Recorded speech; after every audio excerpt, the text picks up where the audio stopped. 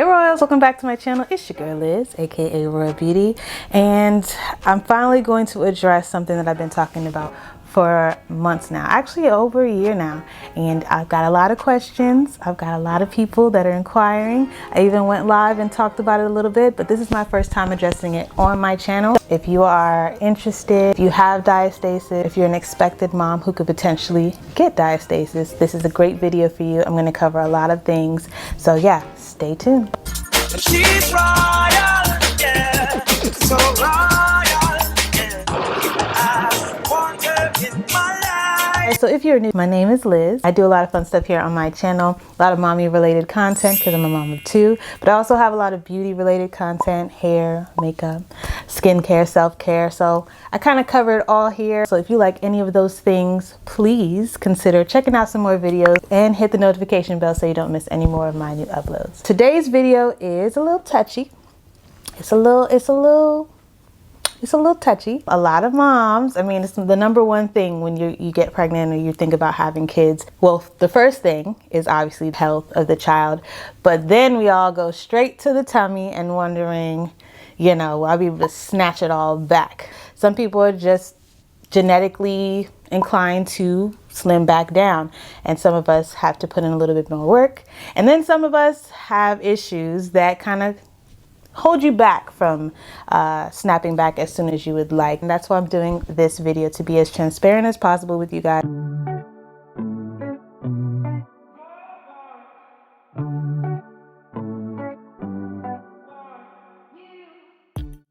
My daughter was born in 2008. I had a regular pregnancy. I had a couple of things going along the way, but everything went fine for the most part. And I had Kyla, and I had to have a C-section.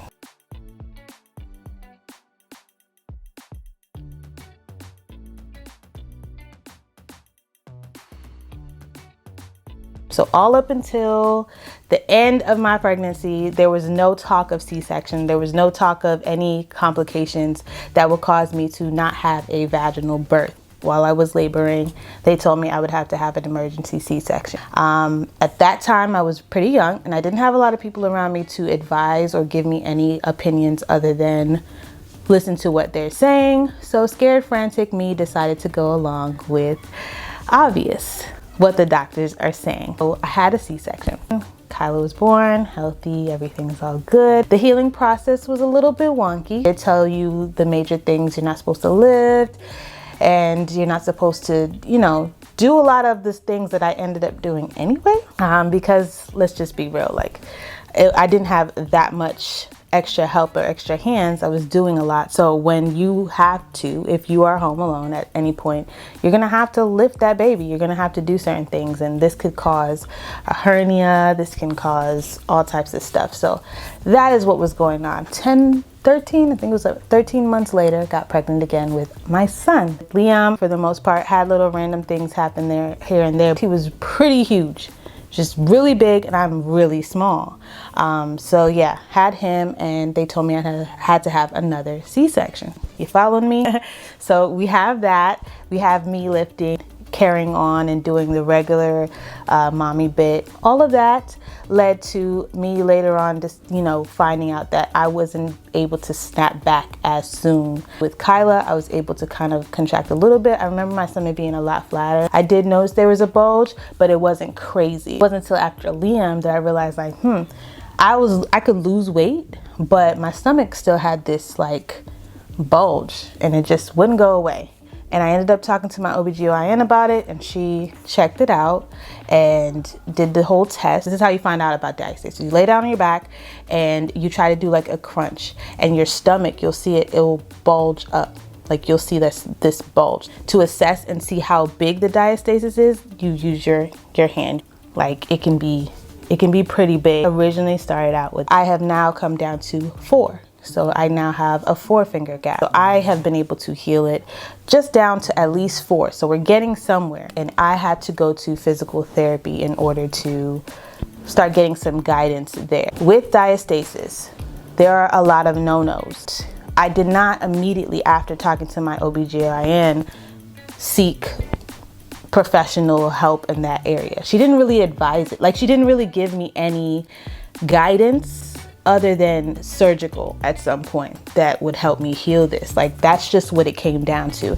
And I started understanding there was a theme here with me being young and me not knowing any better, that they always, you know, would suggest healing things through surgery. And I was tired of having surgery. I done had 2 C-sections. I'm done. Like, I just don't want you just ripping through my stomach just because you can. And by the second C-section, I also found out that I had an option. I did not have to have another C-section. Matter of fact, the first one, I could have fought. I could have actually said, no, I just got here. I've been laboring for less than an hour. Can you prove to me that this is an emergency? Because there's such thing as doctors actually preferring to do C-sections. They prefer them. It's faster, it's easier, instead of you laboring for hours, because moms can labor for hours. You can be in labor for up to 24 hours or more. Like, some people don't want to deal with that. So to eliminate them having to deal with you at all, they will suggest a C-section. They'll tell you it's an emergency. They'll scare the crap out of you. And then you go with what they say.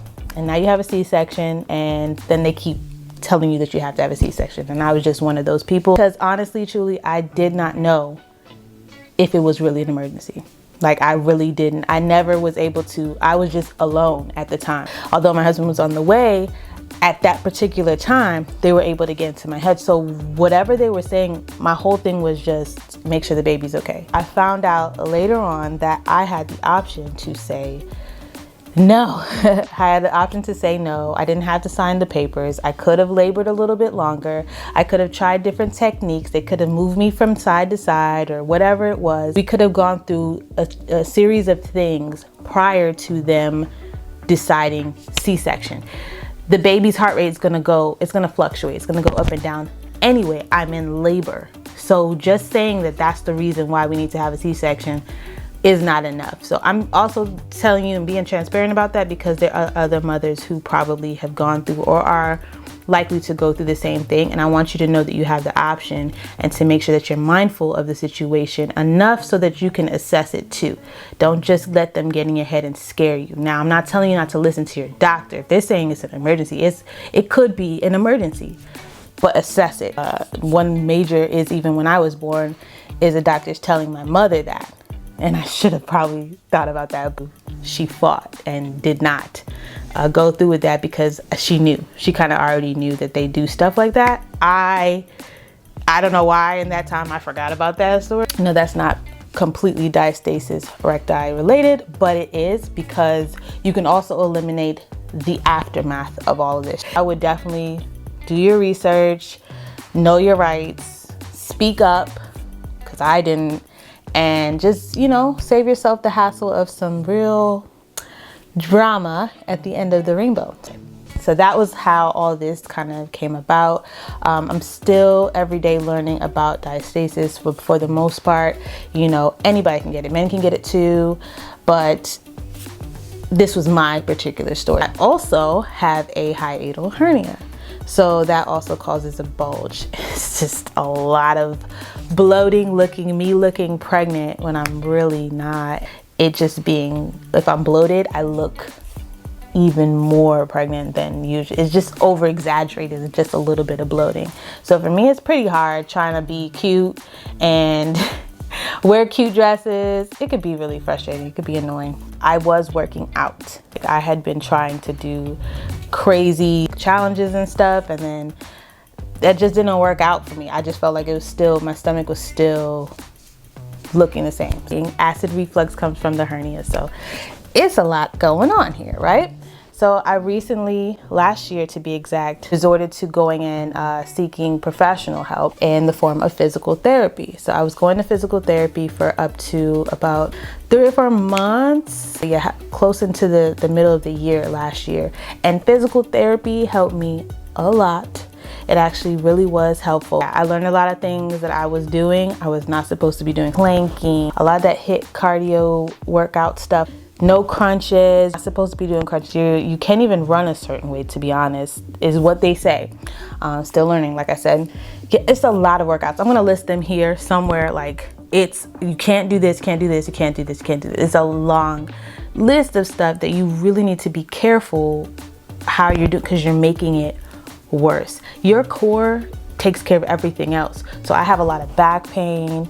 I was already suffering from back pain, and then on top of that, having the epidural. People don't get it, they don't know unless they go through it. But then when your core is not cooperating to hold the rest of you up, it causes even more back pain. So I've gotten somewhat immune to it, to where I have a high threshold now for it, but it could be exhausting. So I've been on a mission to heal my core, and so physical therapy, like I said, helped with that. I felt really strong, probably even the first couple weeks. As much as I could. When I do suck in, this is what happens on a suck in. When I do suck in, look at that. We're getting somewhere, y'all.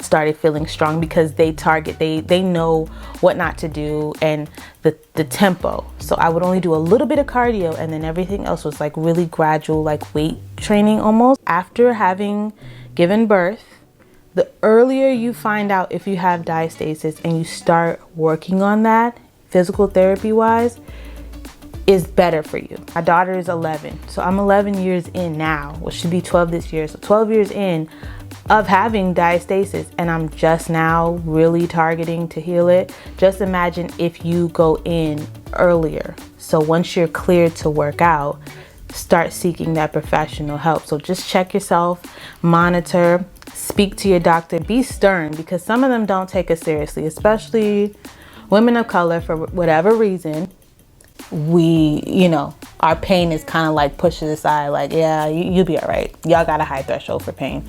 Don't do that to yourself. Don't let them do that to you. Definitely, if you feel like you're not being heard, seek a second opinion, third opinion, fourth opinion, because it's a thing. Do your research, check out your own stomach, find out what's going on with you, then go for physical therapy. I definitely highly recommend it.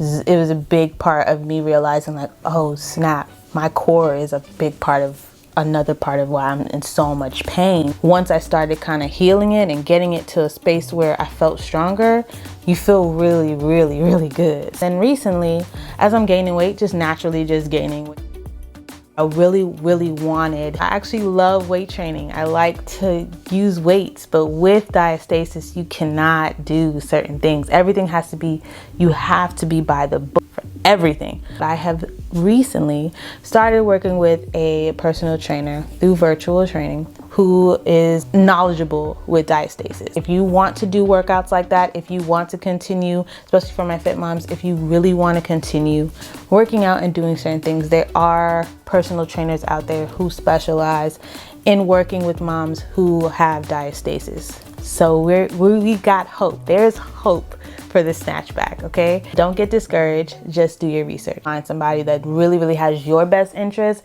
and doesn't just push you, and then you end up hurting yourself more. It's not worth it, sis.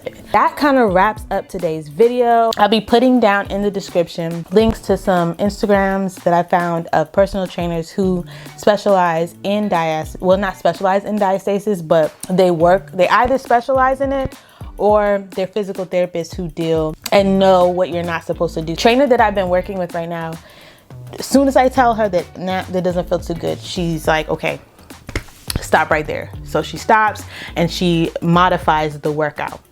That is what you want. You want somebody that is trying to help you get snatched, but she's not trying to have you hurt yourself. I will be putting her information down as well. I also I went live with a fellow mom blogger of mine. I will be putting her information and her video down below. We both found out while trying to figure out what we wanted to go live and talk about, we found out that we both have diastasis. She's also a physical therapist, and she's also going through a Diastasis Recti training, working with a virtual trainer in a program right now that she's actually loving and having good results from. I'm gonna share her information. Go check out her video, get more information and insight on her story as well.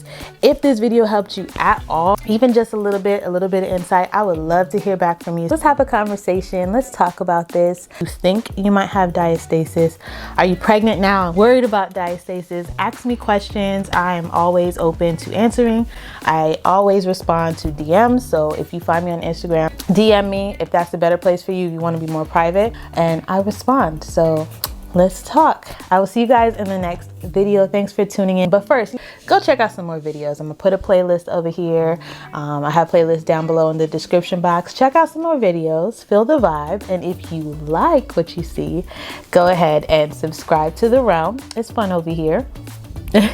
And hit the notification bell so you don't miss any more of my new uploads. And I'll see you guys in the next video. As always, stay royal. Bye, guys.